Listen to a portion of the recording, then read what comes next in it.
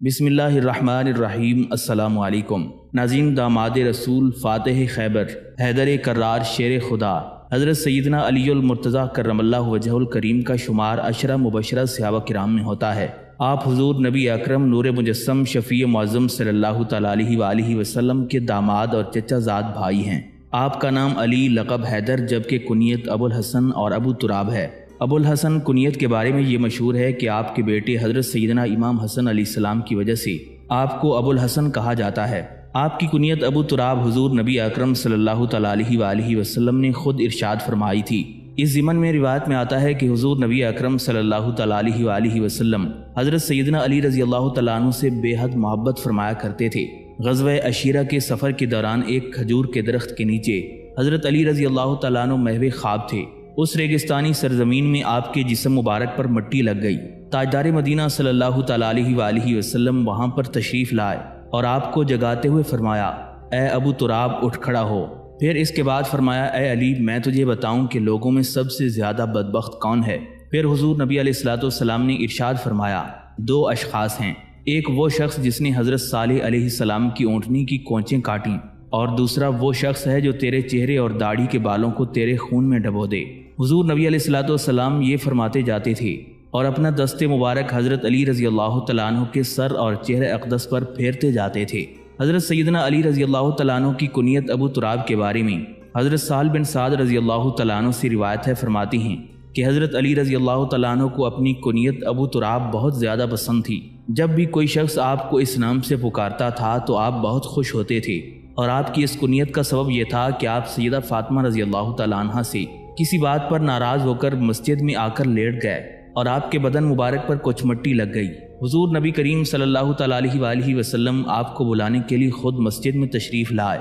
آپ کے بدن مبارک سے مٹی جھاڑتے ہوئے تاجدار کائنات صلی اللہ تعالیٰ علیہ وآلہ وسلم فرمانے لگے، اے ابو تراب اٹھو۔ چنانچہ اسی دن سے آپ کی یہ کنیت مشہور ہو گئی۔ حضرت سیدنا علی المرتضیٰ کرم اللہ وجہہ الکریم کا سلسلہ نسب والد کی طرف سے یہ ہے، علی بن ابی طالب بن عبد المطلب بن ہاشم بن عبد مناف بن قصی بن کلاب بن مرہ بن کعب بن لوئی۔ آپ کی والدہ ماجدہ کا نام فاطمہ بنت اسد بن ہاشم بن عبد مناف ہے۔ فاطمہ بنت اسد پہلی ہاشمی خاتون ہیں جنہوں نے اسلام قبول کیا اور ہجرت فرمائی۔ حضرت فاطمہ بنت اسد رضی اللہ تعالیٰ عنہ جناب ابو طالب کی چچا کی بیٹی تھیں۔ اسی مناسبت سے حضرت علی رضی اللہ تعالیٰ عنہ نجیب الطرفین ہاشمی اور حضور سرکار دو عالم صلی اللہ تعالیٰ علیہ وآلہ وسلم کے حقیقی چچا زاد بھائی تھے۔ حضرت علی رضی اللہ تعالیٰ عنہ کے والد ماجد جناب ابو طالب مکہ مکرمہ کے انتہائی بااثر بزرگ تھے۔ حضور نبی کریم صلی اللہ تعالیٰ علیہ وآلہ وسلم ان سے بڑی محبت فرماتے تھے۔ جناب ابو طالب نے ہر موقع پر اور ہر مشکل وقت میں حضور نبی علیہ السلام کا ساتھ دیا۔ ایک روایت میں آتا ہے کہ حضور نبی علیہ السلام جناب ابو طالب کے انتقال پر بہت غمزدہ اور رنجیدہ تھے، آنکھوں سے آنسو جاری تھے۔ جنازے کے ساتھ کہے اور فرماتے تھے، چچا جان، آپ نے صلہ رحمی کا حق ادا کیا، میرے حق میں کوئی کوتاہی نہیں کی، اللہ تعالیٰ آپ کو جزائے خیر دے۔ حضرت سیدنا علی المرتضیٰ رضی اللہ تعالیٰ عنہ کی والدہ ماجدہ حضرت فاطمہ بنت اسد رضی اللہ تعالیٰ عنہ بھی حضور علیہ السلام سے بہت محبت و شفقت فرمایا کرتی تھیں، اور انہوں نے حضور علیہ السلام کی ماں کی طرح پرورش فرمائی۔ جب ان کے انتقال کا وقت قریب آیا تو حضور نبی کریم صلی اللہ تعالیٰ علیہ وآلہ وسلم نے فرمایا، جب ان کا انتقال ہو جائے تو مجھے خبر دینا۔ چنانچہ حضور علیہ السلام اپنے صحابہ کرام کی ایک جماعت میں تشریف فرما تھے کہ ایک شخص نے آ کر خبر دی کہ حضرت سیدنا علی المرتضیٰ رضی اللہ تعالیٰ عنہ کی والدہ حضرت فاطمہ بنت اسد رضی اللہ تعالیٰ عنہ کا انتقال ہو گیا ہے۔ یہ سن کر حضور علیہ السلام کی آنکھوں سے بے ساختہ آنسو جاری ہو گئے، اور آپ نے صحابہ کرام سے فرمایا، اٹھو، ہم اپنی ماں کے پاس جا رہے ہیں۔ پھر حضور علیہ السلام اپنے صحابہ کرام کے ساتھ اٹھ کر چل دیے۔ جب سیدہ فاطمہ بنت اسد رضی اللہ تعالیٰ عنہ کی میت کو دیکھا تو سرہانے کھڑے ہو کر رقت انگیز لہجے میں فرمایا، اے میری ماں، میری والدہ کے بعد آپ میری ماں تھیں، اللہ تعالیٰ آپ پر رحم فرمائے۔ حضور علیہ السلام نے ان کی بہت زیادہ تعریف فرمائی، پھر اپنے بدن مبارک سے اپنی قمیص اتاری اور گھر والوں کو دے کر فرمایا، غسل کے بعد اس سے ان کا کفن بنانا۔ اس کے بعد حضرت اسامہ بن زید، حضرت ابو ایوب انصاری اور حضرت عمر فاروق رضی اللہ تعالیٰ عنہم اجمعین سے فرمایا کہ ان کے لیے قبر کھودو۔ پھر تاجدار کائنات صلی اللہ تعالیٰ علیہ وآلہ وسلم نے لاحد کو اپنے دستے مبارک سے بنایا اور اپنے دستے مبارک سے اس کی مٹی نکالی۔ پھر جب حضرت فاطمہ بنت اسد رضی اللہ تعالیٰ عنہ کا جنازہ تیار ہو کر باہر آیا تو سرکار دو عالم صلی اللہ تعالیٰ علیہ وآلہ وسلم نے جنازے کا پایا اپنے مبارک کندھوں پر رکھا اور تمام راستے میں کبھی آگے سے اور کبھی پیچھے سے کندھا دیتے تھے۔ جب ان کی قبر پر پہنچے تو قبر میں داخل ہو کر لحد میں لیٹ کر قرآن مجید کی آیات پڑھیں اور دعا مانگی، اے اللہ تو میری ماں فاطمہ کی مغفرت فرما اور ان کے لیے اس قبر کو وسیع کر دے۔ اس کے بعد تاجدار کائنات صلی اللہ تعالیٰ علیہ وآلہ وسلم قبر سے باہر آئے تو مبارک آنکھوں سے آنسو جاری تھے۔ حضور علیہ السلام سے جب صحابہ کرام نے اس قدر عنایت کی وجہ دریافت کی تو آپ نے ارشاد فرمایا، میں جناب ابو طالب کے بعد سب سے زیادہ اسی نیک خاتون کا احسان مند ہوں۔ حضرت سیدنا علی المرتضیٰ شیر خدا کرم اللہ وجہہ الکریم حضور نبی علیہ السلام کی بعثت سے 10 سال پہلے پیدا ہوئے۔ جناب ابو طالب کی اولاد بہت زیادہ تھی جس کی وجہ سے اخراجات بھی بہت زیادہ تھے، جبکہ ان کی آمدنی انتہائی محدود تھی۔ اس وجہ سے جناب ابو طالب بہت پریشان اور متفکر رہا کرتے تھے۔ ایک مرتبہ مکہ مکرمہ میں قحط پڑا جس سے تمام مکہ والے تنگ آ گئے۔ اس وقت حضور نبی علیہ السلام نے حضرت سیدنا عباس رضی اللہ تعالیٰ عنہ سے فرمایا، چچا جان آپ کے بھائی ابو طالب کا کنبہ کثیر ہے، ان کے اخراجات زیادہ ہیں اور آمدنی کم ہے، ان کا وقت انتہائی تنگی اور اسرت سے گزرتا ہے، مناسب ہے کہ ہم ان کی امداد کریں اور ان کے بوجھ کو بانٹ لیں، ہم میں سے ہر ایک ان کے ایک بیٹے کو اپنی کفالت میں لے لے۔ چنانچہ حضرت عباس رضی اللہ تعالیٰ عنہ نے حضرت جعفر طیار رضی اللہ تعالیٰ عنہ کو لے لیا، حضرت عقیل رضی اللہ تعالیٰ عنہ جناب ابو طالب کے پاس رہ گئے اور حضرت سیدنا علی رضی اللہ تعالیٰ عنہ کو حضور نبی علیہ السلام نے اپنی کفالت میں لے لیا اور ان کی پرورش کرنے لگے۔ حضرت سیدنا علی المرتضیٰ رضی اللہ تعالیٰ عنہ کے ایمان لانے کے واقعے کے بارے میں امام ابو یعلا خود حضرت علی رضی اللہ تعالیٰ عنہ سے روایت کرتے ہیں کہ رسول خدا صلی اللہ تعالیٰ علیہ وآلہ وسلم نے سوموار کے دن اپنی نبوت کا اعلان فرمایا اور دوسرے دن منگل کو میں مسلمان ہوا۔ اسلام قبول کرتے وقت حضرت علی رضی اللہ تعالیٰ عنہ کی عمر مبارک 10 سال تھی۔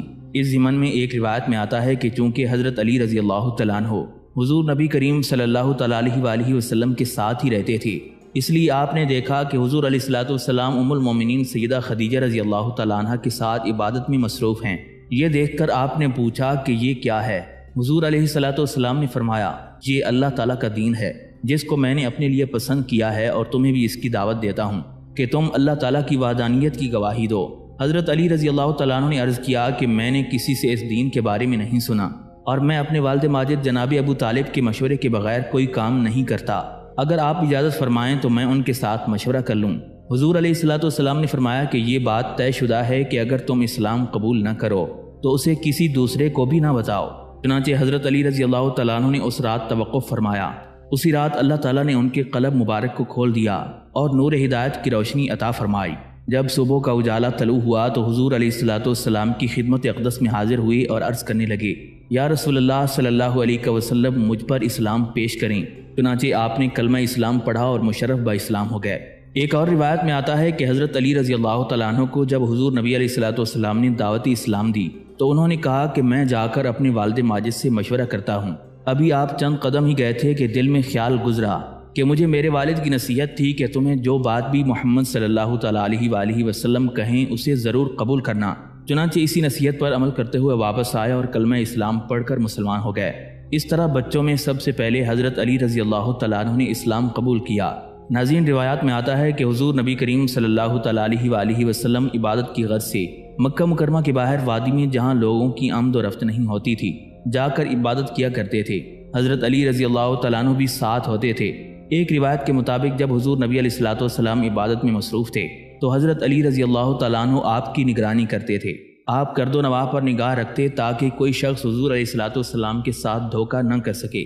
ایک دن جناب ابو طالب حضرت علی رضی اللہ تعالیٰ عنہ کو تلاش کر رہے تھے، مگر وہ نہ مل سکے تو آپ کی والدہ ماجدہ فاطمہ بنت اسد نے ان سے کہا، اے ابو طالب، میں علی کو محمد صلی اللہ تعالیٰ علیہ وآلہ وسلم کے بہت قریب دیکھتی ہوں، مجھے خدشہ ہے کہ وہ کہیں کوئی ایسی بات قبول نہ کرے جو ہمارے آباء و اجداد کی ملت کے لیے خرابی کا باعث ہو۔ جناب ابو طالب نے کہا کہ میرا بیٹا میرے مشورے کے بغیر کوئی کام نہیں کرتا۔ اتفاق سے ایک دن جناب ابو طالب کسی کام کی غرض سے مکہ مکرمہ سے باہر وادی سے گزرے تو دیکھا کہ حضور علیہ السلام نماز پڑھ رہے ہیں اور حضرت علی رضی اللہ تعالیٰ عنہ ہر طرف سے نگاہ رکھے ہوئے ہیں اور رسول خدا صلی اللہ تعالیٰ علیہ وآلہ وسلم کی نگہبانی کر رہے ہیں۔ ابن اسحاق کی روایت میں ہے کہ دونوں نماز پڑھ رہے تھے۔ یہ دیکھ کر جناب ابو طالب بہت حیران ہوئے اور چپکے سے ان کے پاس جا کر بیٹھ گئے۔ نماز سے فراغت کے بعد آپ نے پوچھا، اے بھتیجے، یہ کیسا دین ہے جو تم نے پیدا کیا ہے؟ اور یہ کیسا کلام ہے جو آپ کہہ رہے تھے؟ حضور نبی کریم صلی اللہ تعالیٰ علیہ وآلہ وسلم نے ارشاد فرمایا، چچا جان، یہ دین اللہ تعالیٰ، اس کے فرشتوں، پیغمبروں اور ہمارے باپ حضرت ابراہیم علیہ السلام کا دین ہے۔ اللہ تعالیٰ نے مجھے اپنا رسول منتخب کیا ہے اور لوگوں تک یہ دین پہنچانے کے لیے بھیجا ہے۔ چچا جان، میں آپ کو بھی اس اللہ تعالیٰ کی طرف بلاتا ہوں جو بے مثل ہے اور اس کا کوئی شریک نہیں، اسی کی عبادت کرنے کی تلقین کرتا ہوں۔ پھر فرمایا، اے میرے مہربان چچا، آپ میرے لیے دل و جان کی حیثیت رکھتے ہیں، تمام لوگوں سے زیادہ آپ اس بات کے حقدار ہیں کہ نصیحت کا آغاز میں آپ سے کروں۔ مناسب یہ ہے کہ آپ میری مدد کے لیے کمر بستہ اور کلمہ حق جس کے لیے مجھے مبعوث کیا گیا ہے اہتمام کریں۔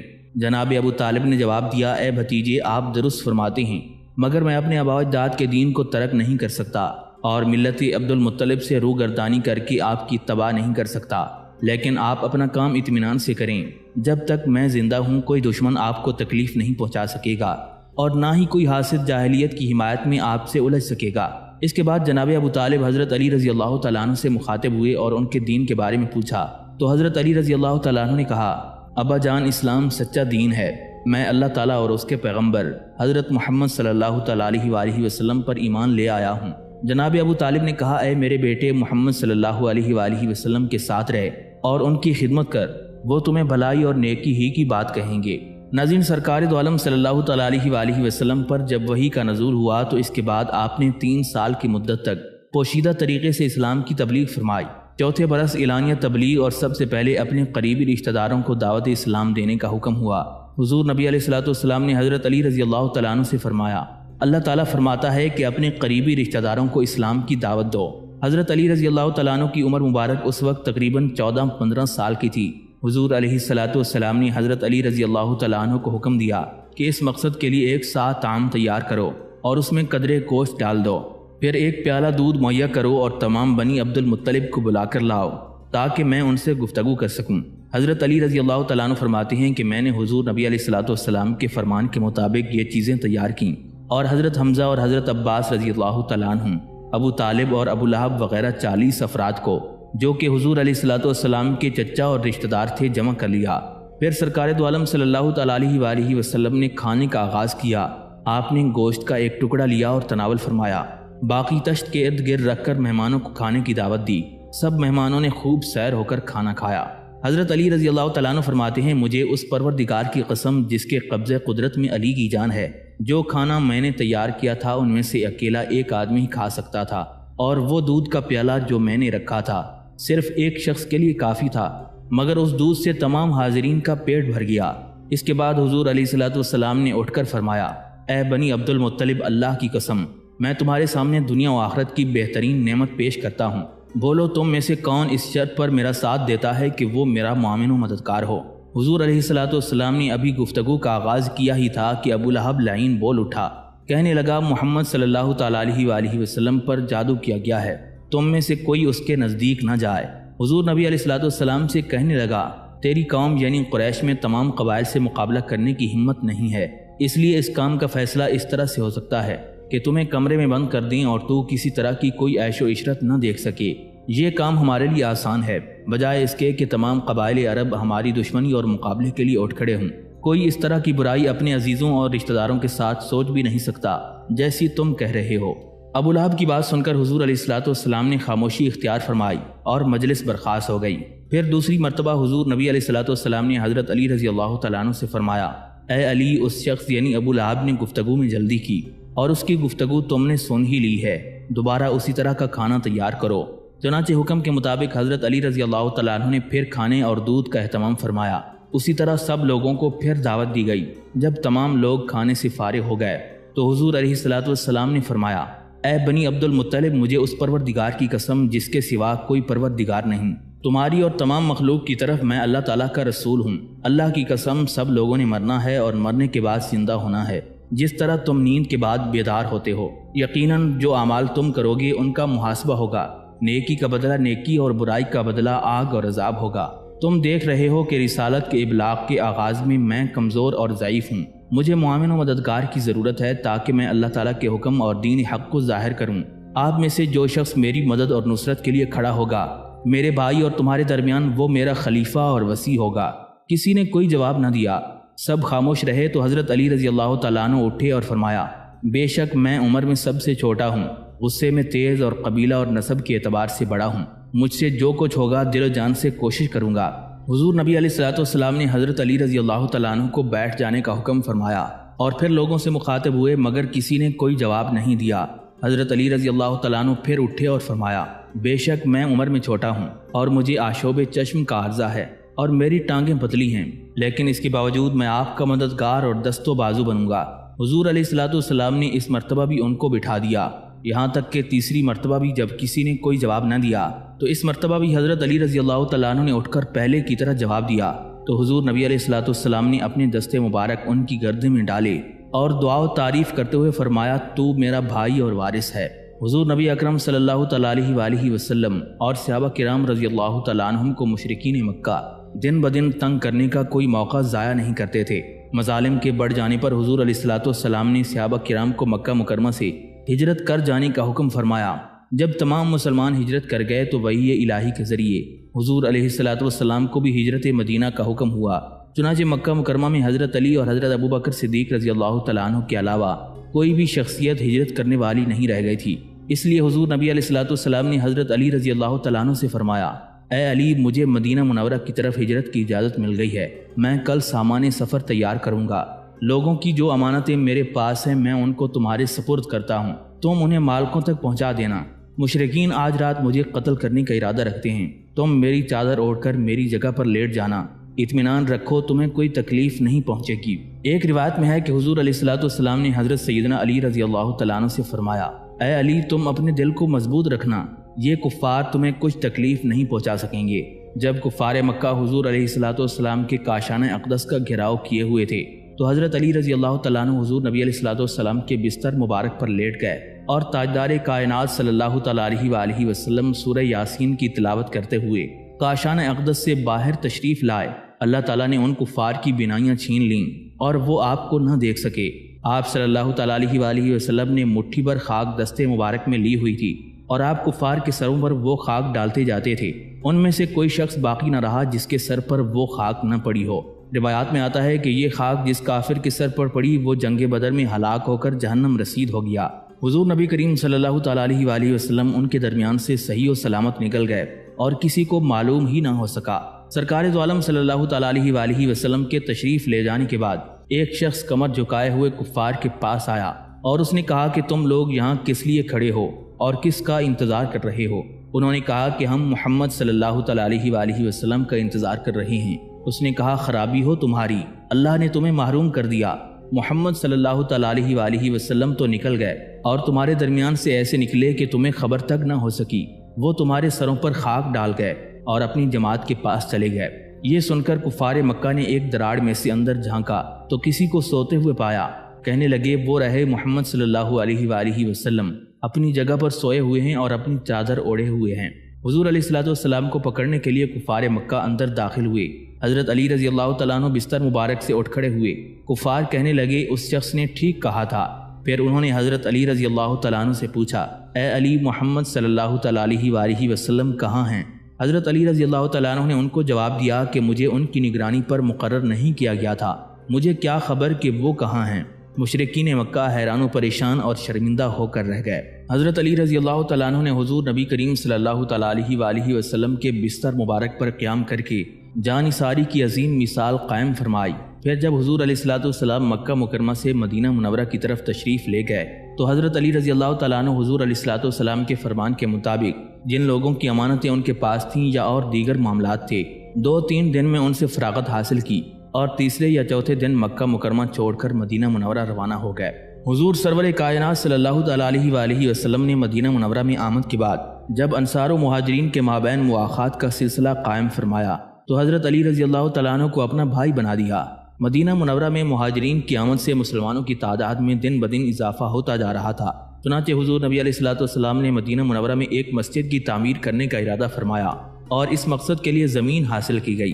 حضور علیہ الصلوۃ والسلام نے اپنے دستے مبارک سے مسجد کی بنیاد رکھی۔ مسجد کی تعمیر کے دوران مہاجر اور انصار صحابہ کرام اینٹیں اور پتھر لاتے تھے اور حضور علیہ الصلوۃ والسلام اینٹیں اٹھانے میں صحابہ کرام کے ساتھ موافقت فرماتے تھے۔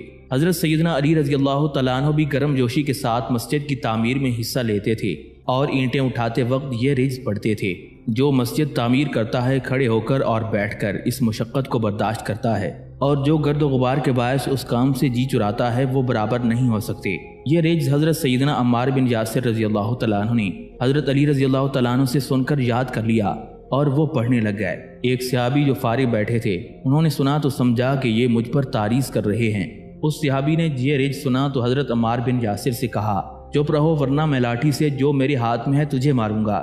حضور نبی کریم صلی اللہ تعالیٰ علیہ وآلہ وسلم نے فرمایا، عمار بن یاسر میری آنکھیں ہیں، کوئی شخص انہیں نہیں مار سکتا۔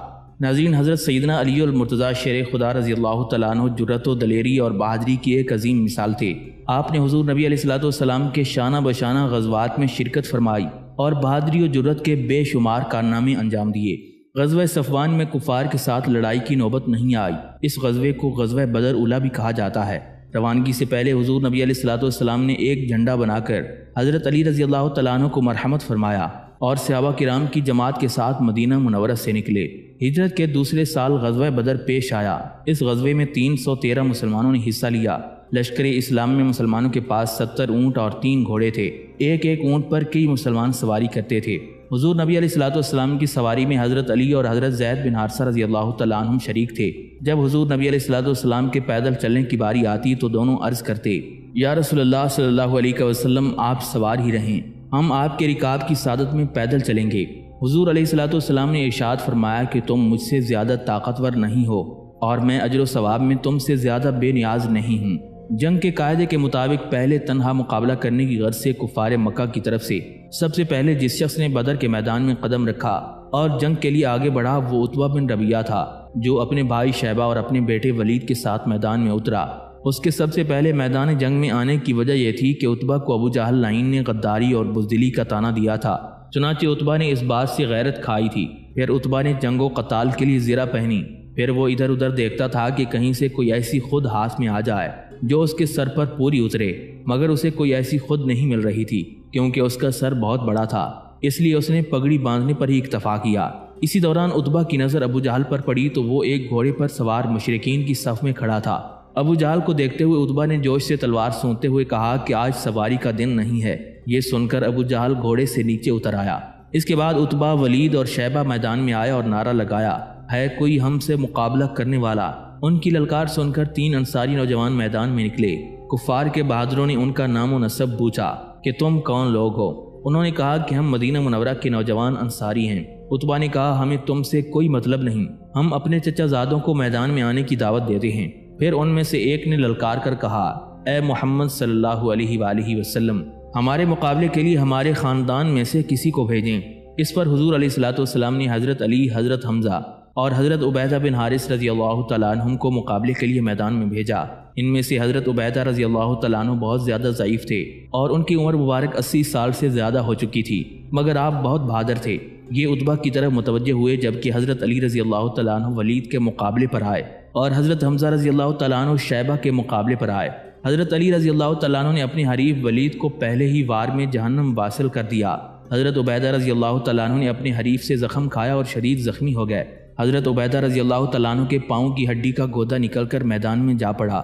حضرت علی اور حضرت حمزہ رضی اللہ تعالیٰ عنہ اپنے اپنے حریفوں کو جہنم واصل کر چکے تھے۔ فوری طور پر حضرت عبیدہ رضی اللہ تعالیٰ عنہ کی مدد کو آئے اور ان کے دشمن کو قتل کر دیا۔ اس کے بعد عام جنگ شروع ہو گئی جس میں حضرت علی رضی اللہ تعالیٰ عنہ نے بڑھ چڑھ کر اپنی بہادری کے جوہر دکھائے۔ اس غزوہ میں مسلمانوں کو کامیابی حاصل ہوئی۔ غزوہ احد ماہ شوال 3 ہجری میں پیش آیا۔ لشکر کفار میں سے جنگ کے میدان میں ابو سعد بن ابی طلحہ نکلا۔ اس نے پکار کر اپنا مد مقابل طلب کیا۔ حضرت علی رضی اللہ تعالیٰ عنہ تیزی کے ساتھ اس کی طرف بڑھے اور اس کے سر پر تلوار کا ایک ایسا ہاتھ مارا کہ وہ زمین پر گر پڑا۔ حضرت علی رضی اللہ تعالیٰ عنہ واپس صف میں آ گئے۔ صحابہ کرام نے پوچھا کہ آپ نے اس کا کام تمام کیوں نہیں کیا؟ حضرت علی رضی اللہ تعالیٰ عنہ فرمانے لگے کہ وہ جب گرا تو اس کی شرمگاہ کھل گئی۔ اس نے مجھے قسم دی کہ میں اسے چھوڑ دوں، لہٰذا مجھے شرم آئی کہ میں اس کے دوبارہ درپے ہوں۔ پھر مجھے یقین ہو گیا تھا کہ اللہ تعالیٰ اسے جلدی ہلاک کر دے گا۔ تھوڑی دیر کے بعد عام جنگ شروع ہو گئی۔ مسلمانوں نے اپنی تعداد میں کمی کے باوجود دشمن کو پسپائی پر مجبور کر دیا، مگر مسلمانوں کی ایک جماعت کی غلطی کی وجہ سے دشمن کو دوبارہ حملہ آور ہونے کا موقع مل گیا، جس کی وجہ سے بہت زیادہ جانی نقصان مسلمانوں کا ہوا۔ اس کی سب سے بڑی وجہ یہ تھی کہ مسلمانوں کے ایک تیر انداز دستے نے حضور نبی علیہ الصلوۃ والسلام کے حکم کے برخلاف پہاڑی درے سے اپنی جگہ چھوڑ دی۔ مسلمان چاروں طرف سے کفار کے نرغے میں آ گئے۔ بہت سے صحابہ کرام اس اچانک حملے کی وجہ سے شہید ہو گئے۔ ایک افراتفری سی پھیل گئی۔ حضور سرور کائنات صلی اللہ تعالیٰ علیہ وآلہ وسلم بھی کفار کے گھیرے میں آ گئے۔ کفار نے مشہور کر دیا کہ حضور نبی علیہ الصلوۃ والسلام شہید ہو گئے ہیں۔ صحابہ کرام مزید پریشان ہو گئے۔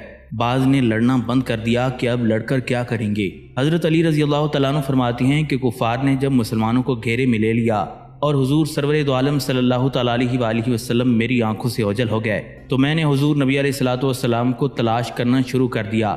کہیں نہ پایا تو میں نے کہا کہ ایسا نہیں ہو سکتا کہ حضور صلی اللہ علیہ وآلہ وسلم لڑائی سے بھاگ جائیں۔ بظاہر پروردگار عالم ہمارے اعمال کی وجہ سے ہم پر ناراض ہوئے، اس لیے اپنے پیارے رسول کو آسمان پر اٹھا لیا۔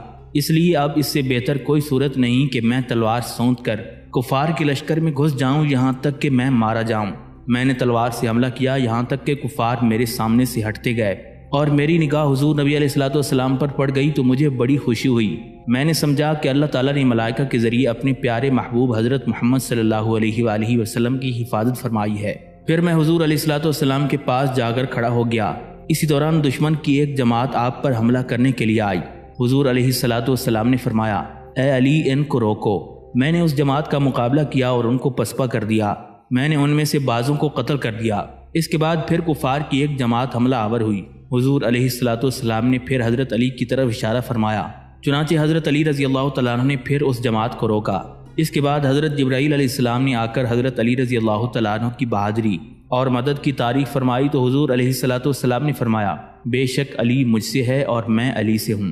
اس پر جبرائیل علیہ السلام نے عرض کیا، یعنی میں دونوں میں سے ہوں۔ کفار کا زور کچھ کم ہوا تو حضرت علی رضی اللہ تعالیٰ عنہ چند صحابہ کرام کے ساتھ حضور نبی کریم صلی اللہ تعالیٰ علیہ وآلہ وسلم کو پہاڑ کی بلندی پر لے گئے۔ سیدہ فاطمہ الزہرا سلام اللہ علیہا نے حضور علیہ الصلوۃ والسلام کے زخم کو دھویا۔ حضرت علی رضی اللہ تعالیٰ عنہ ڈھال میں پانی بھر بھر کر گراتے جاتے تھے۔ اس سے بھی خون بند نہ ہوا تو سیدہ فاطمہ الزہرا سلام اللہ علیہا نے چٹائی چلا کر اس کی راکھ زخم پر لگائی، جس سے زخم سے بہنے والا خون بند ہو گیا۔ اب جنگ بند ہو چکی تھی اور مشرکین مکہ مکرمہ کی طرف لوٹ گئے۔ بعض صحابہ کرام رضی اللہ تعالیٰ عنہم کے دلوں میں گمان ہوا کہ کہیں وہ لوٹ کر مدینہ منورہ پر حملہ نہ کر دیں۔ اس پر حضور علیہ الصلوۃ والسلام نے حضرت علی رضی اللہ تعالیٰ عنہ سے فرمایا کہ وہ مشرکین کے پیچھے جائیں اور معلوم کریں کہ وہ کدھر جاتے ہیں۔ چنانچہ حضرت علی رضی اللہ تعالیٰ عنہ دشمنوں کے تعاقب میں لگ گئے اور یہ خبر لے کر واپس لوٹے کہ کفار مکہ مکرمہ کی طرف چلے گئے ہیں۔ یہ سن کر حضور نبی علیہ الصلوۃ والسلام نے ارشاد فرمایا، آج کے بعد کفار قریش ہم پر کبھی کامیاب نہیں ہوں گے اور انشاءاللہ ہمیں مکہ مکرمہ کی فتح حاصل ہوگی۔ 8 شوال 3 ہجری کو جب حضور نبی علیہ الصلوۃ والسلام غزوہ حمرۃ الاسد کے لیے تشریف لے گئے تو صحابہ کرام کی ایک جماعت حضور علیہ الصلوۃ والسلام کے ساتھ تھی، جس میں حضرت علی رضی اللہ تعالیٰ عنہ بھی شامل تھے۔ اس مہم میں جنگ کی نوبت نہیں آئی تھی، اس لیے مسلمان 3 دن تک حمرۃ الاسد میں قیام کے بعد واپس مدینہ منورہ لوٹ آئے۔ ایک روایت کے مطابق اس مہم میں حضور علیہ الصلوۃ والسلام نے حضرت علی رضی اللہ تعالیٰ عنہ کو اسلامی پرچم عطا فرمایا تھا۔ غزوہ بنی نذیر 4 ہجری میں پیش آیا۔ اسلامی لشکر میں حضرت علی رضی اللہ تعالیٰ عنہ شامل تھے۔ حضور نبی کریم صلی اللہ تعالیٰ علیہ وآلہ وسلم نے آپ کو اسلامی پرچم عطا فرمایا تھا اور پھر اسلامی لشکر مدینہ منورہ سے باہر نکل آیا۔ تاجدار کائنات صلی اللہ تعالیٰ علیہ وآلہ وسلم نے عصر کی نماز بنی نذیر کے میدان میں ادا فرمائی۔ جب یہودیوں نے اسلامی لشکر کو دیکھا تو وہ اپنے قلعوں میں بند ہو گئے۔ اس طرح انہوں نے اپنے آپ کو محفوظ کر لیا اور اندر سے تیر اور پتھر پھینکنے لگے۔ عشاء کے وقت تک اسی طرح ہوتا رہا۔ جب مسلمانوں نے عشاء کی نماز پڑھ لی تو حضور علیہ الصلوۃ والسلام اپنے صحابہ کرام کے ساتھ اپنی قیام گاہ میں تشریف لے آئے۔ روایات میں آتا ہے کہ سرکار دو عالم صلی اللہ تعالیٰ علیہ وآلہ وسلم کا خیمہ بنی خطمہ کے میدان میں واقع تھا۔ یہودیوں کے ایک ماہر تیر انداز غرورہ نے ایک زبردست تیر پھینکا جو حضور نبی علیہ الصلوۃ والسلام کے خیمہ اقدس میں گرا۔ چنانچہ خیمہ اس جگہ سے دوسری جگہ پر نصب کر دیا گیا۔ حضرت علی رضی اللہ تعالیٰ عنہ نے غرورہ کی اس جرت کو دیکھتے ہوئے اس پر گھات لگائی۔ جب رات ہوئی تو اچانک غرورہ اپنے ساتھیوں کے ساتھ ننگی تلوار لیے ہوئے قلعے سے باہر آیا۔ حضرت علی رضی اللہ تعالیٰ عنہ نے اس پر حملہ کیا اور اس کے سر کو جسم سے الگ کر دیا اور حضور نبی علیہ الصلوۃ والسلام کے پاس آ کر غرورہ کا سر زمین پر پھینکتے ہوئے عرض کی، یا رسول اللہ صلی اللہ علیہ وسلم، یہ اس ملعون کا سر ہے جس نے آپ کے خیمہ اقدس کی طرف تیر پھینکا تھا۔ اس کے بعد حضرت علی رضی اللہ تعالیٰ عنہ نے عرض کیا کہ اس ملعون کے ساتھی اس قدر نزدیک ہیں کہ اگر آپ میرے ساتھ کچھ لوگ بھیجیں تو ہم ان پر فتح مند ہوں گے۔ حضور نبی علیہ الصلوۃ والسلام نے حضرت ابو دجانہ اور حضرت سہل بن حنیف رضی اللہ تعالیٰ عنہ کو حضرت علی رضی اللہ تعالیٰ عنہ کے ساتھ بھیجا تو دوسرے صحابہ کرام بھی ساتھ ہو لیے۔ یہ سب غرورہ کے ساتھیوں کے پیچھے بھاگے، ان کو قلعے کے باہر جا لیا اور ان تمام کو قتل کر کے ان کی سر بارگاہ رسالت میں پیش کر دیے۔ غزوہ بدر الموعد کے لیے حضور نبی علیہ الصلوۃ والسلام شوال 4 ہجری کو 1500 مجاہدین کے ہمراہ بدر کی طرف روانہ ہوئے۔ ایک روایت کے مطابق ابن حشام نے تحریر کیا ہے کہ ابن اسحاق کا کہنا ہے کہ ماہ شعبان 4 ہجری میں روانگی اختیار فرمائی۔ اسلامی لشکر کا پرچم حضرت سیدنا علی رضی اللہ تعالیٰ عنہ کے ہاتھ میں تھا۔ غزوہ بنی مصطلق 5 ہجری کو پیش آیا تھا۔ ایک روایت کے مطابق اسلامی لشکر میں مہاجرین کا جھنڈا حضور نبی کریم صلی اللہ تعالیٰ علیہ وآلہ وسلم نے حضرت علی رضی اللہ تعالیٰ عنہ کو سپرد فرمایا۔ اس غزوے میں بھی حضرت علی رضی اللہ تعالیٰ عنہ نے خوب بہادری کے جوہر دکھائے۔ غزوہ خندق شوال 5 ہجری کو پیش آیا۔ اس غزوہ میں حضرت علی رضی اللہ تعالیٰ عنہ نے بہادری کے خوب جوہر دکھائے۔ اسی غزوہ خندق کا واقعہ ہے کہ اکرمہ کا سوار دستہ جس میں عمرو بن عبد ود بھی شامل تھا، گھوڑے دوڑا کر ایک جگہ جہاں سے خندق کی چوڑائی کم تھی اسے عبور کرنے میں کامیاب ہو گیا۔ خندق عبور کر کے مسلمانوں کے سامنے آ کھڑا ہوا۔ عمرو بن عبد ود بڑا طاقتور، دلیر اور جسمانی طور پر مضبوط انسان تھا۔ اس کے چہرے سے ایسی ہیبت ٹپکتی تھی کہ جو اس کے ساتھیوں کے لیے ولولہ انگیز اور اس کے دشمنوں کے لیے حوصلہ شکن تھی۔ عرب میں اس کی طاقت اور جنگی مہارت ضرب المثل تھی۔ اس نے متعدد بار زخمی ہونے کے باوجود کبھی اپنے مد مقابل سے شکست نہیں کھائی تھی اور نہ ہی کبھی اپنے مد مقابل دشمن کو زندہ واپس جانے دیا تھا۔ اس کی طاقت کے بارے میں مورخین لکھتے ہیں کہ وہ اپنے گھوڑے کو اپنے ہاتھوں میں اوپر اٹھا کر زمین پر پٹک سکتا تھا۔ اس طاقتور اور دلیل پہلوان کی شہرت مسلمان بھی جانتے تھے۔ اس نے مسلمانوں پر حقارت سے نظر ڈالی اور پھر گرجدار آواز میں بولا، میں عمرو بن عبد ود ہوں، میں سب سے بڑا جنگجو ہوں، میں ناقابل تسخیر ہوں، کیا تم میں کوئی شخص ہے جو اکیلا میرے مقابلے کی ہمت رکھتا ہو؟ مسلمان اس کے سامنے صف آرا تھے۔ اس کی للکار کو سن کر سب نے ایک دوسرے کی طرف دیکھا، پھر حضور نبی علیہ الصلوۃ والسلام کی طرف دیکھا کہ کس کو اجازت مرحمت فرماتے ہیں اس مردود سے مقابلہ کرنے کی۔ ان چند لمحوں کی خاموشی کے دوران عمرو بن عبد ود نے قہقہہ لگایا۔ اس کے قہقہے میں قریش مکہ بھی شریک تھے، وہ بھی خندق کے قریب کھڑے سب کچھ سن رہے تھے۔ عمرو بن عبد ود نے طعنے دینے شروع کر دیے کہ تم میں سے کوئی بھی ایسا نہیں جو مردانگی کے جوہر رکھتا ہو۔ یہ سن کر حضرت علی رضی اللہ تعالیٰ عنہ آگے بڑھے اور حضور نبی علیہ الصلوۃ والسلام کے پاس آئے۔ عمرو بن عبد ود سے نبرد آزما ہونے کے لیے اجازت مانگی۔ سرکار مدینہ صلی اللہ تعالیٰ علیہ وآلہ وسلم نے اجازت مرحمت نہ فرمائی اور ارشاد فرمایا، واپس چلے جاؤ۔ حضرت علی رضی اللہ تعالیٰ عنہ واپس اپنی جگہ پر آ گئے۔ چنانچہ عمرو بن عبد ود نے پھر مسلمانوں کو للکارا۔ حضرت علی رضی اللہ تعالیٰ عنہ پھر حضور نبی علیہ الصلوۃ والسلام کے پاس آئے۔ آپ نے اس مرتبہ بھی اجازت مرحمت نہ فرمائی۔ عمرو نے تیسری مرتبہ للکارا اور کہا کہ تمہاری جنت کہاں ہے جس کے بارے میں تم لوگ کہتے ہو کہ جنگ میں مارے جانے والے جنت میں داخل ہوں گے؟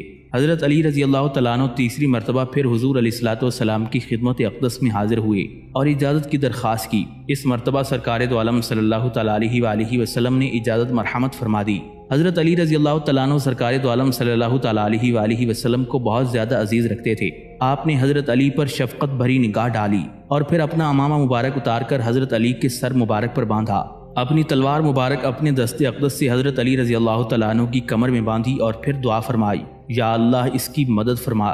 حضرت علی رضی اللہ تعالیٰ عنہ نے جلدی سے مجاہدین کا ایک چھوٹا سا دستہ جمع کیا اور مقابلے کے لیے میدان میں آگے بڑھے۔ عمرو بن عبد ود کے سامنے پہنچ کر حضرت علی نے پکارا، اے عمرو، میں نے سنا ہے کہ اگر قریش کا کوئی شخص تمہارے سامنے 3 باتیں پیش کرے تو ہمیشہ ان میں سے کم از کم ایک مان لیتے ہو۔ عمرو نے جواب دیا کہ سچ ہے۔ حضرت علی رضی اللہ تعالیٰ عنہ نے فرمایا، میں تمہارے سامنے 2 تجاویز پیش کرتا ہوں۔ پہلی یہ کہ اللہ تعالیٰ اور اس کے رسول پر ایمان لاؤ۔ اس نے جواب دیا، مجھے اس کی ضرورت نہیں۔ حضرت علی رضی اللہ تعالیٰ عنہ نے فرمایا، تو پھر گھوڑے سے اترو اور میرا مقابلہ کرو۔ عمرو نے کہا، علی تم میرے بھائی کے بیٹے ہو، میں تمہیں قتل کرنے کا آرزو مند نہیں ہوں۔ حضرت علی رضی اللہ تعالیٰ عنہ نے فرمایا، لیکن میں تمہیں قتل کرنے کا بہت آرزو مند ہوں۔ یہ سن کر عمرو بن عبد ود غضبناک ہو گیا اور بڑی پھرتی سے اچھل کر گھوڑے سے نیچے آ گیا۔ اس نے تلوار سونت کر حضرت علی رضی اللہ تعالیٰ عنہ پر کئی وار کیے، لیکن آپ کو کوئی نقصان نہیں پہنچا۔ آپ تمام وار پھرتی سے بچا گئے۔ کافی دیر مقابلہ ہوتا رہا۔ حضرت علی رضی اللہ تعالیٰ عنہ کا انداز دفاعی تھا۔ آخر عمرو بن عبد ود تھک گیا، اس کا سانس پھول گیا، وہ ہانپتا ہوا پیچھے ہٹ کر کھڑا ہو گیا۔ عمرو اس صورتحال کو دیکھ کر حیران ہو رہا تھا۔ اسے اس طرح کے مقابلے کا گمان ہی نہیں تھا اور نہ ہی کسی نے اتنی دیر تک اس کا مقابلہ کیا تھا۔ عمرو حیران کھڑا تھا کہ حضرت علی رضی اللہ تعالیٰ عنہ نے تلوار اور ڈھال زمین پر رکھ دی، بجلی کی طرح فضا میں لپکے، اور عمرو کو گردن سے پکڑا اور پہلوانوں کی طرح ٹانگ اڑا کر چاروں شانے چت زمین پر گرا دیا اور خود اس کے سینے پر بیٹھ گئے۔ عمرو اپنی بے پناہ قوت و طاقت کے باوجود ذلت اور شرمندگی سے دوچار تھا، اپنے آپ کو ناقابل تسخیر سمجھنے والا مغلوب ہو چکا تھا، اس کا غرور خاک میں مل چکا تھا۔ اس نے حضرت علی رضی اللہ تعالیٰ عنہ کی گرفت سے نکلنے کے لیے بہت زور لگایا، لیکن وہ حضرت علی رضی اللہ تعالیٰ عنہ کی گرفت سے کسی بھی طرح آزاد نہ ہو سکا۔ حضرت علی رضی اللہ تعالیٰ عنہ نے اسے پھر دعوت اسلام دیتے ہوئے فرمایا، اے عمرو، فتح و شکست کا دار و مدار اللہ تعالیٰ کی منشا پر ہے، تم اسلام قبول کر لو تو جان بچ جائے گی، اللہ تعالیٰ کی رحمتوں کے حقدار ہو جاؤ گے۔ اس کے ساتھ ہی آپ نے خنجر کھینچا اور اسے عمرو کی گردن کے قریب لا کر تھام لیا۔ یہ صورتحال عمرو کے لیے بڑی ناقابل برداشت تھی، اسے معلوم تھا کہ میرا انجام کیا ہوگا۔ ارد گرد قریش اور مسلمان بھی دیکھ رہے تھے، وہ جلدی سے اس ندامت سے جان چھڑانا چاہتا تھا، اب ایک لمحہ کے لیے بھی زندگی اسے گوارا نہیں تھی۔ اس نے تیش دلانے کے لیے حضرت علی رضی اللہ تعالیٰ عنہ کی چہرے مبارک پر تھوک دیا۔ یہ دیکھ کر عمرو کی حیرت کی کوئی انتہا نہ رہی کہ حضرت علی رضی اللہ تعالیٰ عنہ نے بجائے تیش میں آ کر اس کو جان سے مارنے کے، اس کے سینے سے اٹھ کر اپنا چہرہ مبارک صاف کرنا شروع کر دیا اور فرمایا، عمرو یاد رکھو، میں کسی ذاتی غرض کی بنا پر نہیں بلکہ صرف فی سبیل اللہ قتل کرتا ہوں۔ کیونکہ تم نے میرے چہرے پر تھوک دیا ہے، لہٰذا ہو سکتا ہے کہ میرا تمہیں قتل کرنا ذاتی بدلہ ہو جائے، چنانچہ میں تمہاری جان بخشی کرتا ہوں، اٹھو اور واپس چلے جاؤ۔ عمرو کے لیے یہ صورتحال نہایت شرمناک تھی کہ وہ ہار مان کر اپنے لوگوں میں واپس چلا جاتا، چنانچہ اس نے اٹھ کر واپس جانے کی بجائے فتح کی آخری کوشش کی اور حضرت علی رضی اللہ تعالیٰ عنہ پر اس زور کا وار کیا کہ آپ کی ڈھال ٹوٹ گئی، مگر ڈھال نے وار کا زور روک لیا اور آپ کو معمولی زخم آیا۔ اس سے پیشتر کہ عمرو دوبارہ وار کرتا، حضرت علی رضی اللہ تعالیٰ عنہ نے اس کے کندھے کی رگ پر تلوار ماری، عمرو گر پڑا اور جہنم واصل ہو گیا۔ اس کو قتل ہوتا دیکھ کر اس کے باقی ساتھیوں نے راہ فرار اختیار کی، چنانچہ اللہ تبارک و تعالیٰ نے غزوہ خندق میں مسلمانوں کو کامیابی اور فتح و کامرانی عطا فرمائی۔ پھر ذیقعد 5 ہجری میں غزوہ بنی قریظہ پیش آیا۔ اس غزوے کا سبب یہ تھا کہ مدینہ منورہ کے نواح میں بنو قریظہ کے یہودیوں نے جنگ خندق میں مسلمانوں سے بد عہدی کی تھی، چنانچہ جیسے ہی حملہ آور رخصت ہوئے تو مسلمان مدینہ منورہ میں واپس آئے۔ تھوڑی دیر آرام فرمانے کے بعد حضور نبی علیہ الصلوۃ والسلام نے حضرت سیدنا بلال رضی اللہ تعالیٰ عنہ کو حکم دیا کہ وہ مدینہ منورہ میں اعلان کر دیں اور کہہ دیں کہ اے اللہ کے شہ سوارو، سوار ہو جاؤ، ہر سننے والے فرما بردار کو دوسری نماز بنی قریظہ میں گزارنی چاہیے۔ اس اعلان کے عام ہو جانے کے بعد حضور نبی علیہ الصلوۃ والسلام نے حضرت علی رضی اللہ تعالیٰ عنہ کو طلب فرمایا اور آپ کو جھنڈا عطا فرمایا۔ اس مہم میں مسلمانوں کو کامیابی حاصل ہوئی۔ حضرت علی رضی اللہ تعالیٰ عنہ فرماتے ہیں کہ جب میں بنی قریظہ کے قلعے کے نزدیک پہنچا تو اس قوم میں سے ایک شخص نے قلعے کے اوپر سے مجھے دیکھ کر پکارا کہ عمرو بن عبد ود کا قاتل آ رہا ہے۔ اس کے بعد حضرت علی رضی اللہ تعالیٰ عنہ نے قلعہ بنی قریظہ کی دیواروں کے ساتھ جھنڈا گاڑ دیا۔ یہودیوں نے قلعے کے اوپر سے حضور نبی علیہ الصلوۃ والسلام پر زبان درازی شروع کر دی۔ حضرت علی رضی اللہ تعالیٰ عنہ نے حضرت ابو قتادہ رضی اللہ تعالیٰ عنہ کو جھنڈے کی حفاظت کے لیے چھوڑا اور خود بارگاہ رسالت میں حاضر ہو کر عرض کیا، یا رسول اللہ صلی اللہ علیہ وسلم، یہود کے قلعے کے نزدیک نہ جائیں، جلد ہی اللہ تعالیٰ ان کو رسوا کرے گا۔ سرکار مدینہ صلی اللہ تعالیٰ علیہ وآلہ وسلم نے فرمایا، جب وہ مجھے دیکھیں گے تو وہ کچھ نہیں کہہ سکیں گے۔ مسلمانوں نے قلعے کا محاصرہ کر لیا۔ شدید محاصرے سے یہودی تنگ آ گئے۔ مسلمانوں نے آخرکار ان پر قابو پا لیا اور یہ فیصلہ ہوا کہ بنی قریظہ کی بدعہدی کی سزا کے طور پر ان کے مردوں کو قتل کر دیا جائے۔ چنانچہ حضور نبی کریم صلی اللہ تعالیٰ علیہ وآلہ وسلم کے حکم سے مناسب جگہ پر خندق کھودی گئی۔ یہودیوں کو باری باری لایا جاتا۔ حضرت علی اور حضرت زبیر رضی اللہ تعالیٰ عنہم حضور نبی علیہ الصلوۃ والسلام کے حکم سے کھینچی ہوئی تلواروں سے ان کی گردنیں اڑاتے تھے اور ان کے خون کو خندق میں بہاتے تھے۔ روایت میں آتا ہے کہ جب حضرت علی رضی اللہ تعالیٰ عنہ نے حج بن اخطب کو قتل کرنے کے لیے تلوار کھینچی تو حج نے کہا، میری درخواست ہے کہ میرے جسم کے کپڑے الگ نہ کرنا۔ حضرت علی رضی اللہ تعالیٰ عنہ نے فرمایا، یہ بات میرے نزدیک قتل کرنے سے آسان ہے۔ پھر حج نے گردن اوپر کھینچی اور حضرت علی رضی اللہ تعالیٰ عنہ نے تیز تلوار کے ایک ہی وار سے حج کی گردن تن سے جدا کر دی۔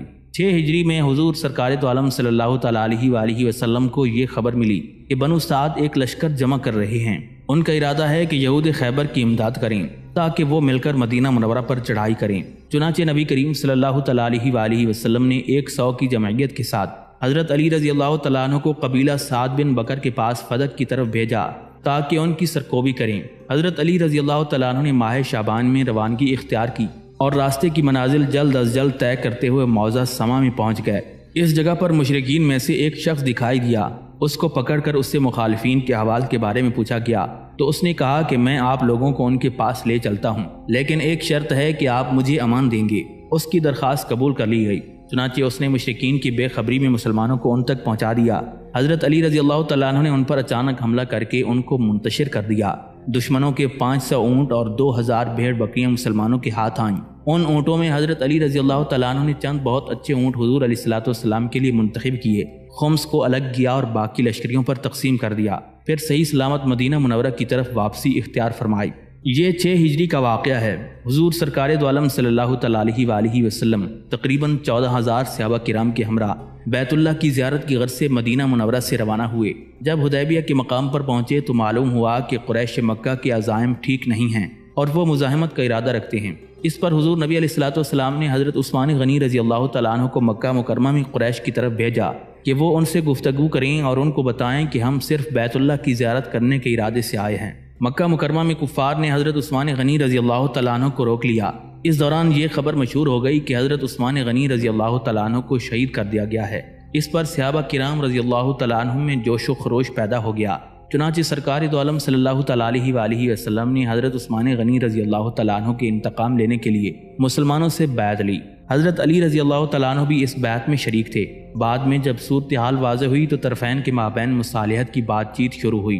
بات چیت کے بعد جب صلح کی تمام شرائط طے پا گئیں تو حضور نبی علیہ الصلوۃ والسلام نے صلح نامہ کی کتابت کے لیے حضرت اوس بن خالی انصاری رضی اللہ تعالیٰ عنہ سے فرمایا کہ وہ صلح نامہ لکھیں۔ یہ صحابی خط کتابت میں خوب مہارت رکھتے تھے۔ قریش کے وفد میں شامل سہیل بن عامر نے کہا کہ اس عہد نامے کو آپ کا چچا زاد بھائی علی لکھے یا پھر حضرت عثمان رضی اللہ تعالیٰ عنہ لکھیں۔ حضور نبی علیہ الصلوۃ والسلام نے حضرت علی رضی اللہ تعالیٰ عنہ سے فرمایا کہ صلح نامہ لکھو۔ حضرت علی رضی اللہ تعالیٰ عنہ نے لکھا، بسم اللہ الرحمن الرحیم۔ سہیل بن عامر نے کہا، رب کعبہ کی قسم، ہم رحمان کو نہیں جانتے کہ کون ہے۔ ایک روایت میں آتا ہے کہ اس نے کہا، الرحمن الرحیم کیا ہے؟ ہم نہیں جانتے، اس لیے لکھو کہ بسم کا، جیسا کہ اس وقت عام طور پر لکھا جاتا تھا۔ مسلمانوں نے کہا کہ بسم اللہ الرحمن الرحیم کے بغیر اور کچھ نہیں لکھیں گے۔ معاملے کی نزاکت کو دیکھتے ہوئے حضور نبی علیہ الصلوۃ والسلام نے حضرت علی سے فرمایا، اے علی بسم اللہم لکھو۔ حضرت علی رضی اللہ تعالیٰ عنہ نے حضور نبی علیہ الصلوۃ والسلام کے فرمان کے مطابق لکھا۔ پھر ارشاد نبوی ہوا، اللہ تعالیٰ کے رسول محمد صلی اللہ علیہ وآلہ وسلم نے جو فیصلہ فرمایا ہے وہ یہ ہے۔ حضرت علی رضی اللہ تعالیٰ عنہ نے اسے لکھا۔ سہیل بن عامر نے کہا، ہم آپ کی رسالت کو تسلیم نہیں کرتے۔ اگر ہم جانتے کہ آپ اللہ کے رسول ہیں تو ہم اس کے گھر کی زیارت سے آپ کو نہ روکتے۔ اس میں لکھیے محمد بن عبداللہ۔ حضور علیہ الصلوۃ والسلام نے فرمایا، اے علی رسول کے لفظ کو مٹا دو اور اس کی جگہ محمد بن عبداللہ لکھ دو۔ میں محمد الرسول اللہ بھی ہوں اور محمد بن عبداللہ بھی ہوں۔ حضرت علی رضی اللہ تعالیٰ عنہ نے فرمایا، اللہ کی قسم میں آپ کی وصف رسالت کو محو نہیں کروں گا۔ ایک روایت میں ہے کہ سہیل بن عامر نے کہا کہ اے علی رسول اللہ صلی اللہ علیہ وآلہ وسلم کے الفاظ مٹا دو ورنہ ہم یہ مصالحت نہیں کریں گے۔ حضرت علی رضی اللہ تعالیٰ عنہ نے کاغذ کو رکھ دیا اور اپنا ہاتھ تلوار کی طرف لے گئے۔ حضور نبی علیہ الصلوۃ والسلام نے فرمایا، اے علی اس کو چھوڑ دو۔ حضرت علی رضی اللہ تعالیٰ عنہ نے کہا، یا رسول اللہ صلی اللہ علیہ وسلم، مجھے آپ کا ادب و احترام مانے ہے کہ میں اس کلمے کو محو کر دوں۔ چنانچہ سرکار دو عالم صلی اللہ تعالیٰ علیہ وآلہ وسلم نے حضرت علی کے ہاتھ سے کاغذ لے کر رسول اللہ کے الفاظ محو کر دیے۔ جب صلح نامہ کی تحریر سے فارغ ہوئے تو حضور نبی علیہ الصلوۃ والسلام نے حضرت علی رضی اللہ تعالیٰ عنہ کی طرف متوجہ ہو کر فرمایا، اے علی تمہیں بھی ایسا ہی معاملہ آگے پیش آئے گا۔ چنانچہ یہ واقعہ اس وقت پیش آیا جب جنگ صفین میں صلح قرار پائی تو صلح نامے میں لکھا گیا کہ یہ کتابت امیر المومنین حضرت علی رضی اللہ تعالیٰ عنہ کی معاویہ بن سفیان کے ساتھ ہے۔ حضرت امیر معاویہ رضی اللہ تعالیٰ عنہ نے اس وقت فرمایا کہ لفظ امیر المومنین کو کاٹ دو اور علی ابن ابی طالب لکھو، کیونکہ اگر میں ان کو امیر المومنین جانتا تو ان کے ساتھ جنگ نہ کرتا اور ان کی پیروی اور اطاعت کرتا۔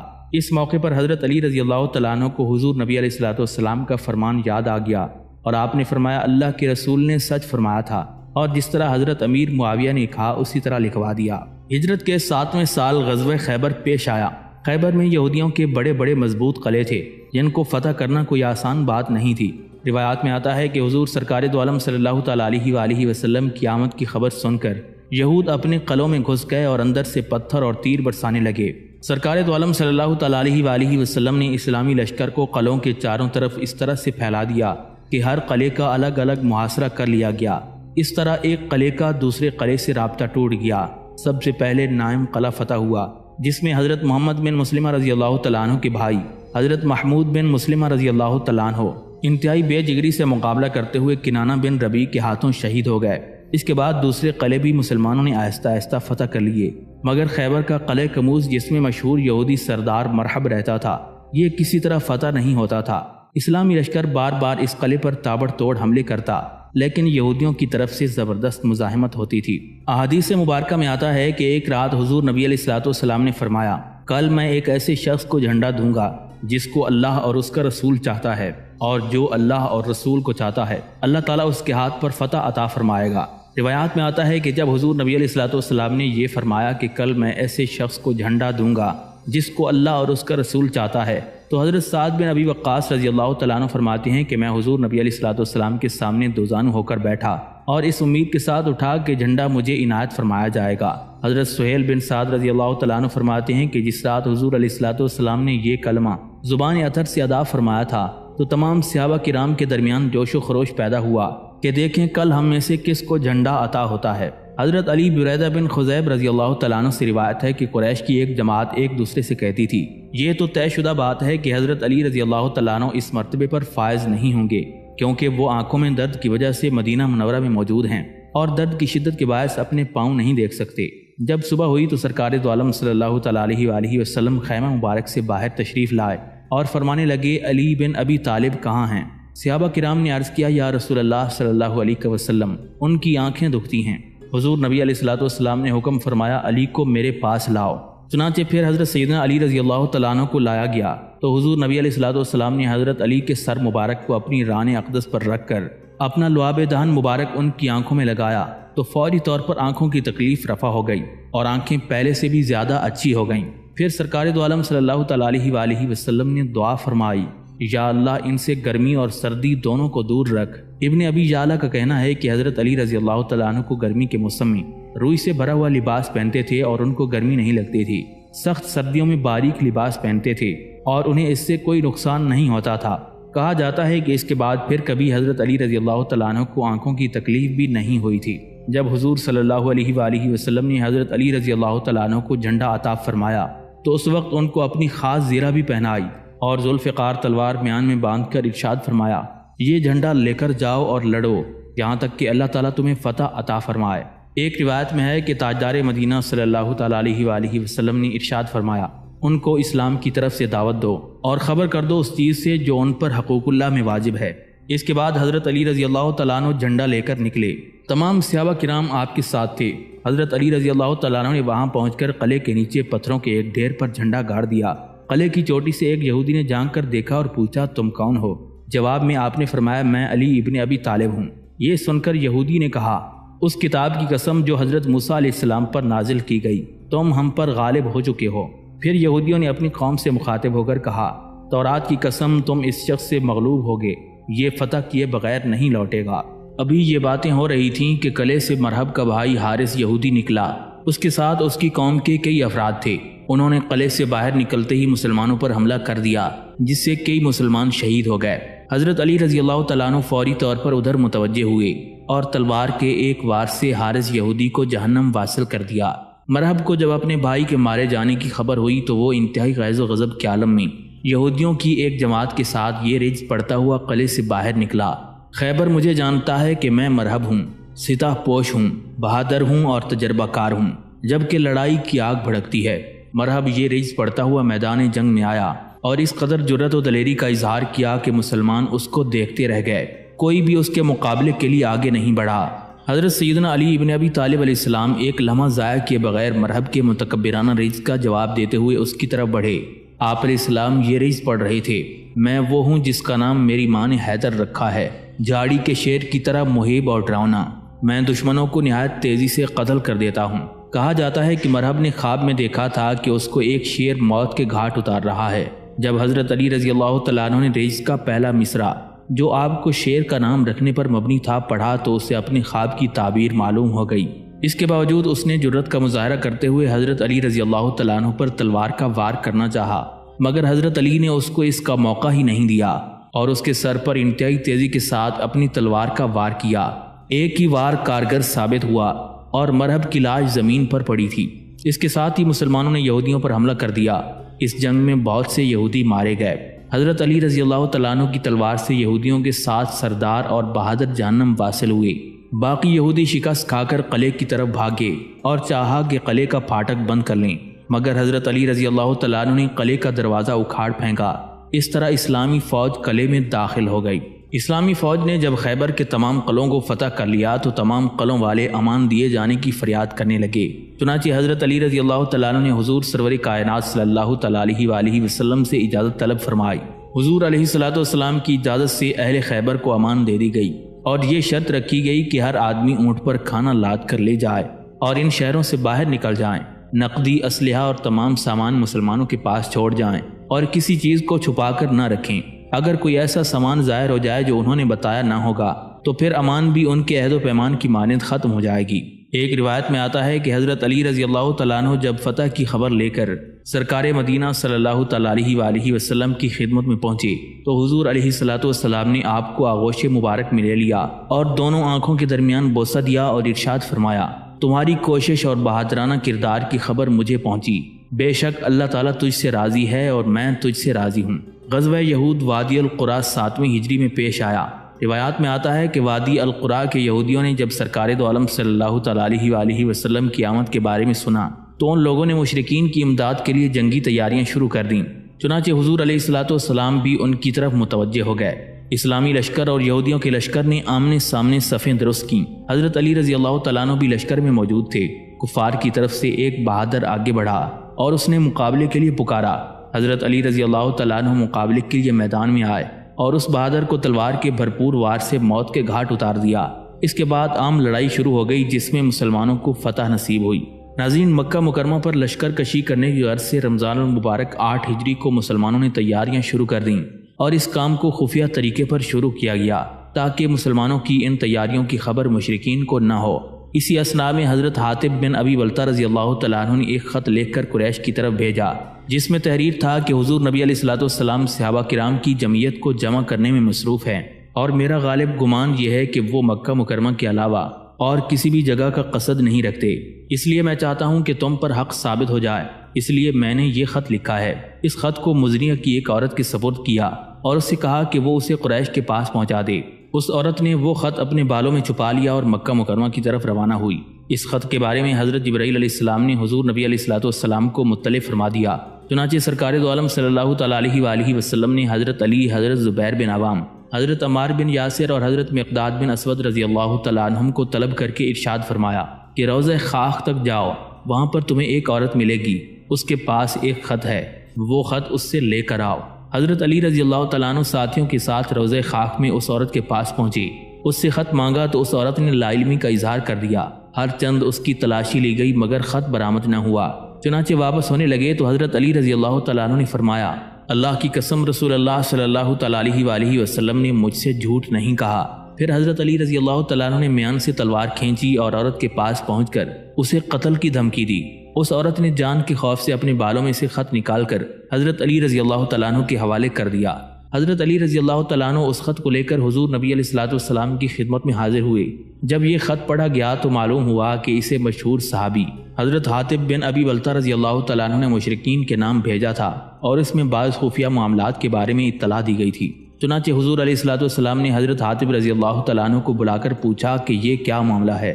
حضرت حاتب نے عرض کیا، یا رسول اللہ صلی اللہ علیہ وسلم، اللہ کی قسم میں پروردگار عالم اور اس کے رسول پر ایمان رکھتا ہوں اور اس کے دین میں نے اپنا اعتقاد تبدیل نہیں کیا، میں مرتد اور منافق نہیں ہوا، میں ایک ایسا شخص ہوں جو قریش کے حلیفوں میں سے ہوں، لیکن میرا قریش کے ساتھ کوئی نسبی تعلق نہیں ہے، جبکہ مکہ مکرمہ میں دوسرے مہاجرین کی رشتہ داریاں ہیں جو مکہ مکرمہ پر حملہ کرتے وقت ان کے اہل و عیال کی حفاظت کریں گی۔ میں اس خیال سے کہ اگر کوئی نازک صورتحال پیدا ہوئی تو میرے اہل و عیال بے یار و مددگار نہ رہ جائیں، اس لیے میں نے یہ خط لکھا تھا۔ اللہ جانتا ہے کہ اس سے میری مراد مخبری کرنا یا اسلام کے ساتھ دشمنی کرنا نہیں تھی۔ اس خط سے میری مراد یہ تھی کہ قریش پر میرا حق ثابت ہو جائے اور وہ میرے مال و اسباب اور اہل و عیال کی حفاظت سے غافل نہ ہوں۔ حضور سرور کائنات صلی اللہ تعالیٰ علیہ وآلہ وسلم نے اس عذر کو قبول فرما لیا اور صحابہ کرام سے فرمایا کہ آگاہ ہو جاؤ کہ حاتب نے سچ کہا ہے۔ مسلمانوں کی جنگی تیاریوں سے خوف زدہ ہو کر اہل مکہ نے آپس میں مشورہ کر کے حضرت ابو سفیان رضی اللہ تعالیٰ عنہ جو کہ اس وقت تک مسلمان نہیں ہوئے تھے انہیں مدینہ منورہ بھیجا تاکہ وہ صلح حدیبیہ کی قرارداد کو مستحکم کرے اور کسی طرح سے مسلمانوں کی جنگی تیاریوں کو رکوانے کی کوشش کرے۔ چنانچہ ابو سفیان جب مدینہ منورہ میں پہنچے تو سب سے پہلے اپنی بیٹی حضرت ام حبیبہ رضی اللہ تعالیٰ عنہ کے گھر آئے جو کہ ام المومنین ہیں۔ گھر میں داخل ہونے کے بعد حضور نبی علیہ الصلوۃ والسلام کے بستر مبارک پر بیٹھنے کا ارادہ کیا تو حضرت ام حبیبہ رضی اللہ تعالیٰ عنہ نے فوری طور پر بستر پاک کو لپیٹ دیا۔ ابو سفیان نے حیرت اور غصے کے ملے جلے جذبات کو ظاہر کرتے ہوئے پوچھا، کیا تم نے اپنے باپ کو اس قابل بھی نہیں سمجھا کہ وہ بستر پر بیٹھ بھی سکے؟ حضرت ام حبیبہ رضی اللہ تعالیٰ عنہ نے جواب دیا، یہ حضور سرور کائنات صلی اللہ تعالیٰ علیہ وآلہ وسلم کا بستر مبارک ہے اور آپ ابھی مشرک ہیں، میں نہیں چاہتی کہ آپ کے بیٹھنے سے اس بستر کے تقدس میں فرق آئے۔ اس کے بعد ابو سفیان نے بارگاہ رسالت میں حاضری دی اور گفتگو کرنا چاہی تو حضور علیہ الصلوۃ والسلام نے کوئی جواب نہ دیا۔ ابو سفیان نے حضرت ابو بکر صدیق رضی اللہ تعالیٰ عنہ سے کہا کہ تم میری طرف سے اس بارے میں گفتگو کرو۔ حضرت ابو بکر صدیق رضی اللہ تعالیٰ عنہ نے جواب دیا کہ میں یہ کام نہیں کروں گا۔ پھر ابو سفیان حضرت عمر فاروق رضی اللہ تعالیٰ عنہ کے پاس پہنچے اور ان سے بھی اس سلسلے میں گفتگو کی تو انہوں نے بھی یہی جواب دیا اور فرمایا، بھلا میں تمہارے لیے حضور نبی علیہ الصلوۃ والسلام سے سفارش کروں گا؟ اللہ کی قسم اگر مجھے معمولی سی قوت بھی مل جائے تو اس کے ذریعے سے میں تمہارے خلاف جہاد کروں گا۔ سب طرف سے مایوس ہو کر ابو سفیان حضرت علی رضی اللہ تعالیٰ عنہ کے گھر گئے۔ حضرت سیدہ فاطمہ الزہرا سلام اللہ علیہا بھی وہاں موجود تھیں۔ ابو سفیان نے ان سے اپنی آمد کا مدعا بیان کیا۔ سیدہ فاطمہ الزہرا سلام اللہ علیہا نے فرمایا کہ کوئی شخص حضور علیہ الصلوۃ والسلام کو ان کے ارادے سے باز نہیں رکھ سکتا۔ ابو سفیان نے انتہائی مایوسی کے عالم میں سیدہ پاک سے اس امر کی سفارش چاہی کہ ان کا فرزند حضرت امام حسن رضی اللہ تعالیٰ عنہ ابو سفیان کو لوگوں کے سامنے اپنی پناہ میں لے لے۔ سیدہ پاک نے فرمایا کہ کوئی بھی شخص کسی کو نبی علیہ الصلوۃ والسلام کی منشا اور اجازت کے بغیر پناہ نہیں دے سکتا۔ اس صورتحال سے گھبرا کر ابو سفیان نے حضرت علی رضی اللہ تعالیٰ عنہ کی طرف دیکھا۔ حضرت علی نے فرمایا، بخدا مجھے ایسی کوئی صورت نظر نہیں آتی جو تمہارے لیے مفید ہو، البتہ ایک بات ہے اور وہ یہ ہے کہ تم بنی کنانہ کے سردار ہو، اس لیے تم خود ہی مدینہ منورہ کے کسی مناسب مقام پر کھڑے ہو کر اعلان کر دو کہ صلح قائم ہے اور پھر مکہ مکرمہ کا راستہ لو۔ چنانچہ ابو سفیان نے مسجد میں جا کر کھڑے ہو کر کہا، لوگو میں سب کے سامنے معاہدہ حدیبیہ کی تجدید کرتا ہوں۔ یہ کہہ کر ابو سفیان اپنے اونٹ پر سوار ہوئے اور چل دیے۔ جب قریش کے پاس پہنچے تو انہوں نے پوچھا کہ کیا ہوا؟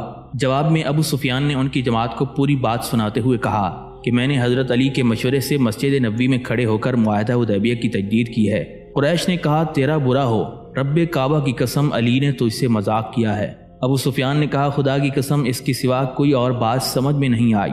ابو سفیان کے جانے کے بعد حضور نبی علیہ الصلوۃ والسلام نے فوری طور پر لشکر اسلام کو ترتیب دیا اور اس راز کی کسی کو خبر نہیں تھی۔ مقصد یہ تھا کہ قریش کو اتنا موقع ہی نہ دیا جائے کہ وہ مسلمانوں کے مقابلے کی تیاری کر سکیں۔ حضور نبی کریم صلی اللہ تعالیٰ علیہ وآلہ وسلم 10 رمضان المبارک کو مدینہ منورہ سے مکہ مکرمہ کی طرف روانہ ہوئے۔ اسلامی فوج کی تعداد 10,000 تھی، بعض کا کہنا ہے کہ 12,000 کی تعداد تھی۔ اس ضمن میں روایات میں آتا ہے کہ قبیلہ بنی سلیم تقریباً 2,000 افراد کے ساتھ، جن میں سے اکثر گھوڑ سوار تھے، بعد میں آ کر شامل ہوئے۔ مکہ مکرمہ بغیر کسی خون ریزی کے فتح ہو گیا۔ ایک جگہ مشرکین کے ایک گروہ نے مزاحمت کی مگر انہیں ناکامی ہوئی۔ فتح مکہ کے نتیجے میں 24 مشرکین ہلاک ہوئے۔ 4 کفار کو سابقہ جرائم کی سزا کے طور پر قتل کر دیا گیا، جبکہ مسلمان شہداء کی تعداد 3 تھی۔ حضور نبی علیہ الصلوۃ والسلام نے مکہ مکرمہ کو فتح کرنے کے بعد تمام اہل مکہ کو عام معافی دے دی۔ اس کے بعد تاجدار رسالت صلی اللہ تعالیٰ علیہ وآلہ وسلم بیت اللہ شریف میں داخل ہوئے۔ مشرکین نے خانہ کعبہ کے گرد 360 بت نصب کر رکھے تھے۔ حضور علیہ الصلوۃ والسلام کے دست پاک میں ایک لکڑی تھی۔ تاجدار مدینہ صلی اللہ تعالیٰ علیہ وآلہ وسلم نے سب سے بڑے بت ہبل کی طرف لکڑی سے اشارہ کرتے ہوئے فرمایا، جاء الحق وزہق الباطل ان الباطل کان زہوقا، حق آ گیا اور باطل مٹ گیا، بے شک باطل مٹ جانے والا ہے۔ اسی طرح اس آیت مبارکہ کو پڑھتے ہوئے جس بھی بت کی طرف لکڑی سے اشارہ فرماتے وہ اوندھے منہ زمین پر آ گرتا۔ حضرت ابو عبداللہ بن مسعود رضی اللہ تعالیٰ عنہ سے روایت ہے، فرماتے ہیں کہ اس دن حضور نبی علیہ الصلوۃ والسلام جس بت کی طرف اشارہ فرماتے وہ پشت کے بل گر پڑتا تھا۔ ایک روایت میں آتا ہے کہ ایک بت جو تانبے کا بنا ہوا تھا اور لوہے کی موٹی سلاخ میں پیوست کر کے زمین پر نصب کیا گیا تھا اور بہت بلندی پر واقع تھا۔ حضرت علی رضی اللہ تعالیٰ عنہ نے عرض کیا، یا رسول اللہ صلی اللہ علیہ وسلم، اپنے پائے اقدس میرے کندھوں پر رکھیے اور اس بت کو گرا دیجیے۔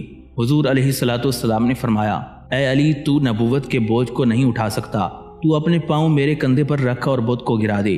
چنانچہ حضرت علی رضی اللہ تعالیٰ عنہ نے سرکار دو عالم صلی اللہ تعالیٰ علیہ وآلہ وسلم کے شانہ اقدس پر چڑھ کر بت کو اکھاڑ کر زمین پر گرا دیا۔ ایک روایت میں آتا ہے کہ جب حضرت علی رضی اللہ تعالیٰ عنہ حضور علیہ الصلوۃ والسلام کے شانہ اقدس پر چڑھے تو تاجدار رسالت نے فرمایا، اے علی، خود کو کیسی جگہ پر محسوس کرتے ہو؟ حضرت علی رضی اللہ تعالیٰ عنہ نے عرض کیا، یا رسول اللہ صلی اللہ علیہ وسلم، میں دیکھ رہا ہوں کہ پردے اڑ گئے ہیں اور میرا سر عرش کے قریب پہنچ گیا ہے۔ آسمان کی ہر چیز کی طرف ہاتھ بڑھانا میرے لیے آسان ہے۔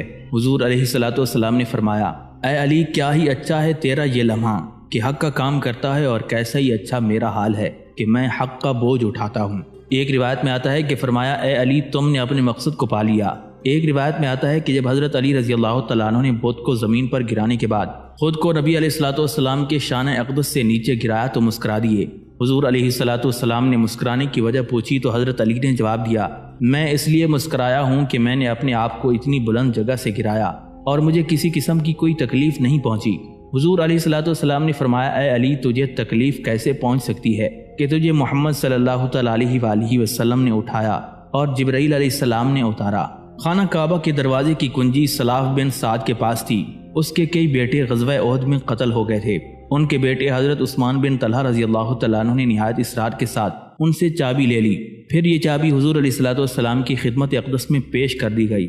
سرکار مدینہ صلی اللہ تعالیٰ علیہ وآلہ وسلم خانہ کعبہ میں دہلیز پر کھڑے ہوئے اور دروازے کی دونوں سلاخوں کو اپنے دونوں مبارک ہاتھوں سے پکڑا۔